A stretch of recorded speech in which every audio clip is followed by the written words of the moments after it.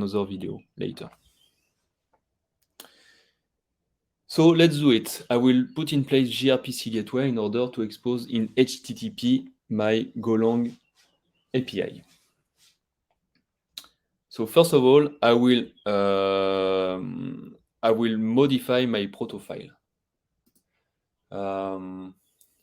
But before doing so, what I like to do is here in my API folder, I will add a Google folder, and inside of it an API folder. And in this folder, I will have the proto files used by Google and what I will need in order to put some annotations in my presentation.proto file.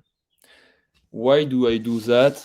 I do that because these proto files, annotations, and HTTP could be, I could get them from my vendors because when you use the gRPC gateway vendor, inside of it, I think that for some version of it, you can find these proto files.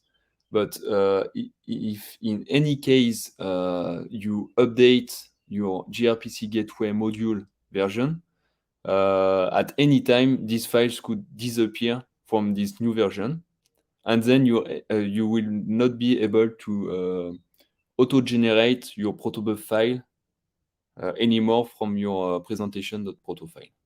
So that is why I like to put them here so that I always have them, no matter what happens with my vendors. And these are proto files that never changes, so you are quite safe about this. So now that I have copied these proto files here, I will modify my presentation.proto file. So I will import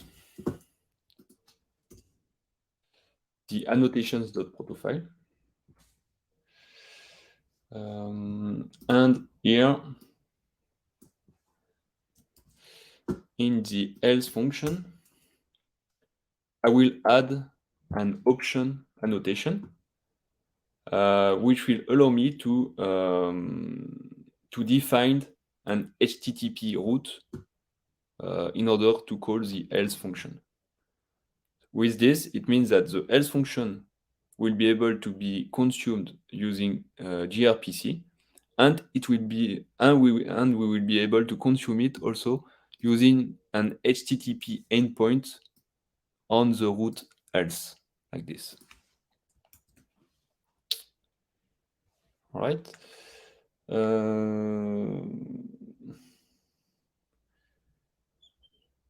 Then what I have to do is I will modify my makefile in order to generate the gRPC gateway protobuf file.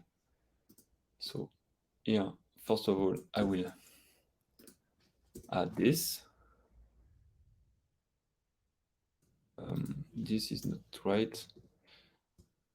Presentation PB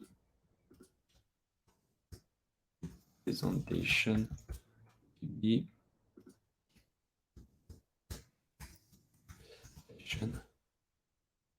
and presentation. Why do I always remove these files when I execute the whole makefile command? It's just to be sure that every time I will use this command, I will erase the auto-generated file already created, and I will create them anew, so that I'm sure that the new files that are generated are really well generated.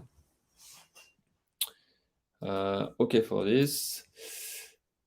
And then here, just after the first protoc, I will use another protoc command. So it's the same. We have to write the proto path, which is the API folder here. Then I use the option gRPC gateway out, And here, I just tell that in the pkg folder and presentation pb folder, I want my file to be generated using the presentation proto file, like this. So now I will run my all make command again. And here it is.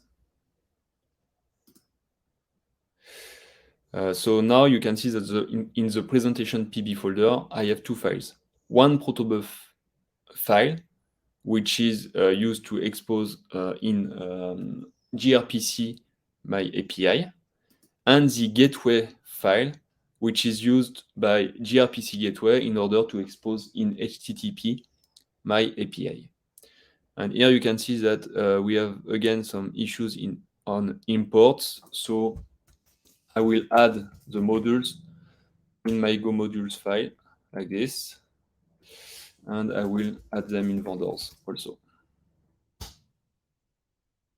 Here you go.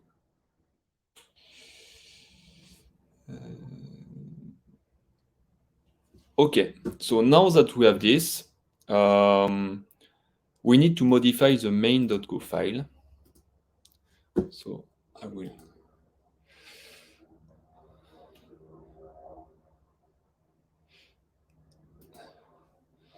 will get some functions like this.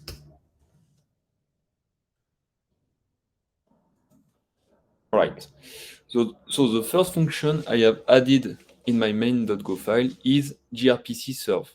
This will be used in order to serve my service, my API, in gRPC. And the second function I have added is HTTP serve. This will be used in order to expose my API in HTTP. So let's focus on gRPC serve first. So I will modify this. Demo service.new, it's not demo service. Yeah, I will import my presentation service.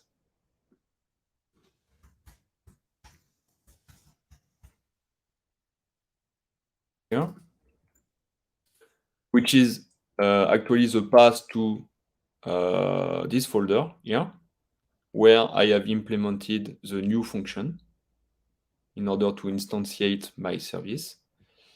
So here, this. Then I have to register my gRPC server. So in order to do so, I will import another path. We'll call it presentation API.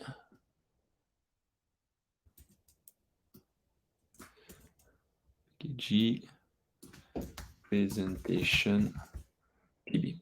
And this is the path to the folder where I have my protobuf file generated and my gateway protobuf file, which was also generated.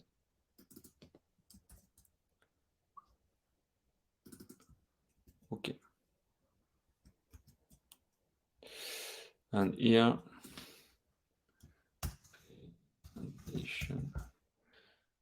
okay, which takes the presentation service as parameter. So now my gRPC serve function is ready.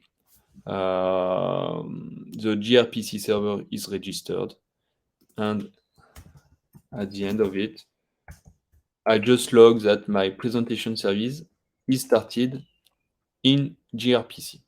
Okay. Now for the HTTP serve part, I will have to import the proxy runtime. So let's do it here.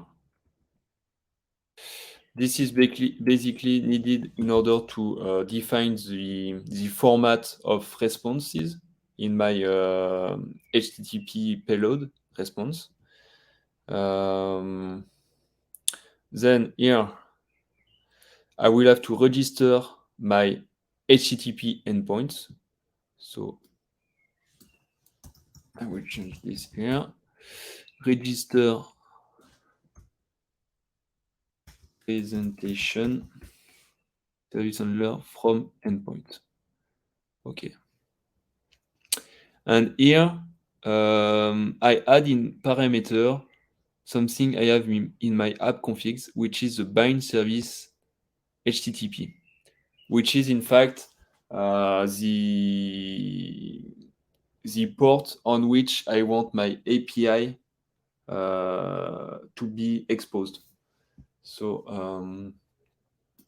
I will add this in my flags here. There you go. So the name of the variable is bind service HTTP, and I want my service, my API, to be exposed on the port 8080 on localhost, like this. Okay. Then this part I will show you in another video. The Swagger, I will show it in another video also. All right. And then this is used in order to expose all my endpoints in HTTP. And at the end, I will write some log saying that my presentation service is started in HTTP. Now that my two functions are created, gRPC serve and HTTP serve, I will have to call them at the start of my service. In order to do so, I will first create here a TCP listener. So this TCP listener will listen on the port defined in my config. So this is the port 8080. And then I will use a connection multiplexer in order to expose my API in gRPC and HTTP, like so. I will have to yes. In order to use a connection multiplexer, I have to import this package, CMUX. So I will add it in my vendors.